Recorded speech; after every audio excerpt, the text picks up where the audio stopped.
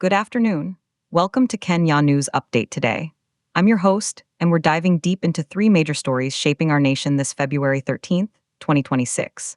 First, a new report reveals a critical paradox. Kenyan media is attracting massive digital audiences, but failing to turn that attention into sustainable revenue.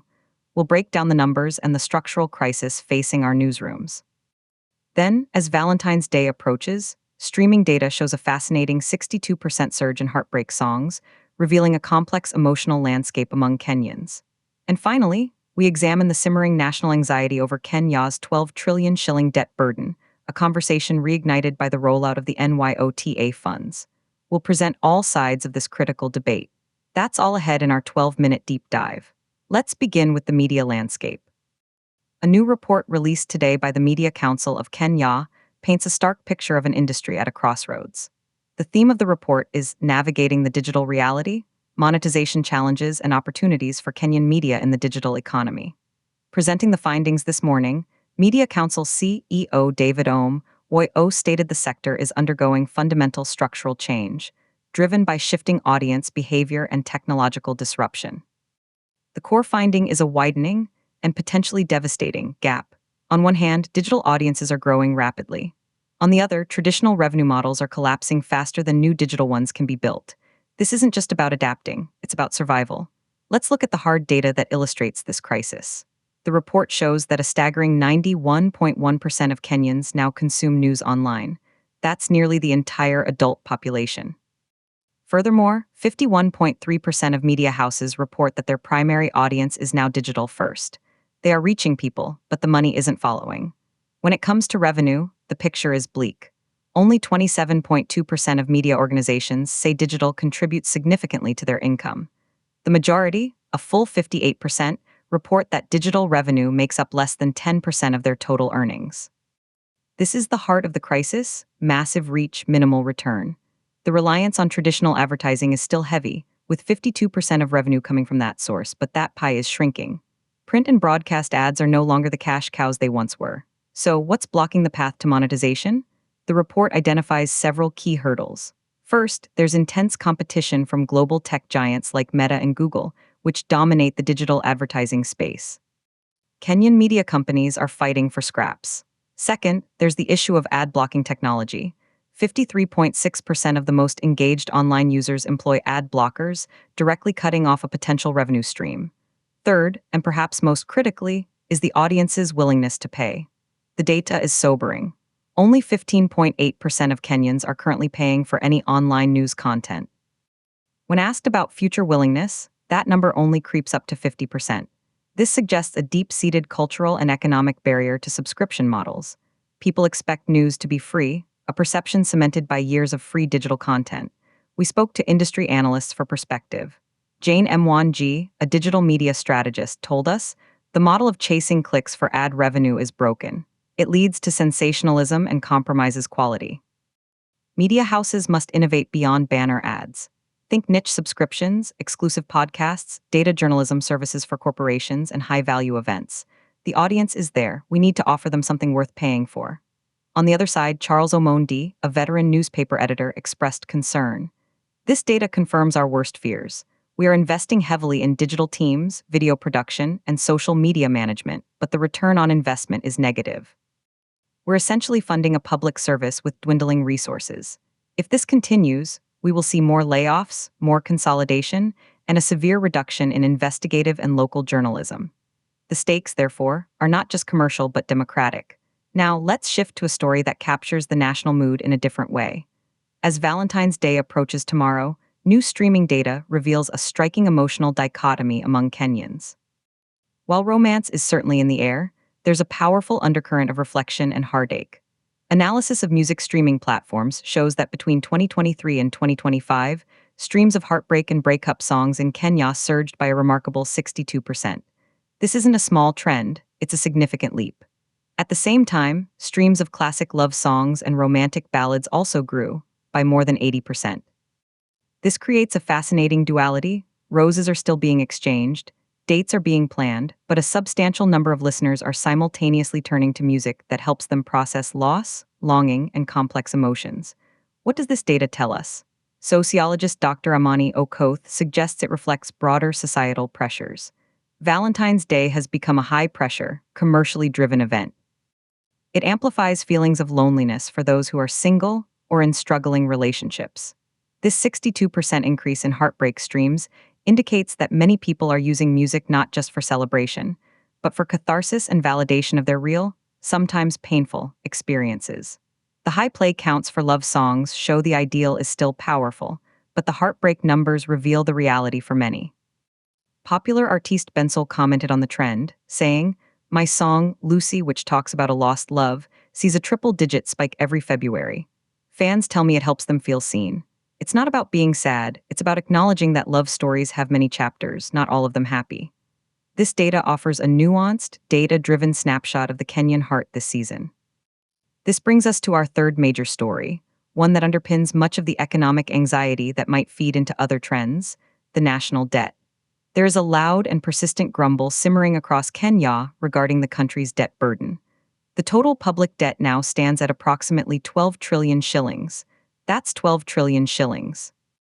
The conversation has been reignited recently by the pomp and circumstance surrounding the rollout of the National Youth Opportunities Towards Advancement Fund, the NYOTF Fund, by President William Ruto in Wajir County.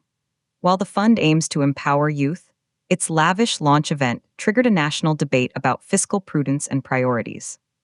The central question Kenyans are asking is, with such a colossal debt, are we borrowing to fund development or to fund our consumption and political projects? To understand this, we need to look at the debt composition and its implications. A significant portion of this debt is external, owed to institutions like the IMF, World Bank, and commercial creditors in foreign currencies. This exposes Kenya to exchange rate fluctuations. When the shilling weakens, the debt burden in shilling terms grows automatically. The government argues that this borrowing has been essential for infrastructure projects like roads, railways, and energy, which will spur long-term economic growth. Finance Cabinet Secretary Njuguna Ndungu has consistently stated that the debt is sustainable and that the investments will yield future returns that outpace the cost of borrowing. He points to GDP growth projections and the strategic importance of flagship projects. However, critics, including leading economists and the opposition, paint a very different picture. They argue that a growing share of the national budget, now over 50%, goes purely to servicing existing debt, paying interest and principal, rather than to new development or critical services like healthcare and education. This, they say, is mortgaging the future of young Kenyans. David Ende, the president's economic advisor, has previously acknowledged the weight of the debt but frames it as a necessary bridge.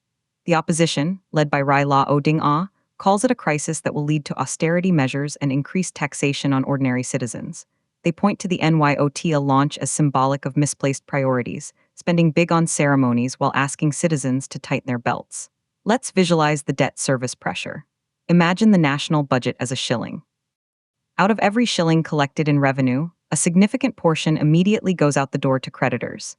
This leaves less for everything else: salaries for teachers and doctors, medicines for hospitals, textbooks for schools, and maintenance for infrastructure. The fear is that Kenya is entering a debt trap, where new borrowing is needed just to repay old loans, with little net benefit to the economy. This creates a vicious cycle. The government's counter-argument is that without these infrastructure investments, the economy would stagnate, revenue collection would be lower, and the debt situation would be even worse. It's a high-stakes gamble on future growth. This debate is not academic, it has direct consequences. It influences investor confidence, affects the country's credit rating, and ultimately determines how much fiscal space the government has to respond to crises or invest in social programs. The NYOT, a fund itself, is caught in this crossfire. Is it a vital investment in youth, the country's greatest asset, or an unaffordable expense given the debt context?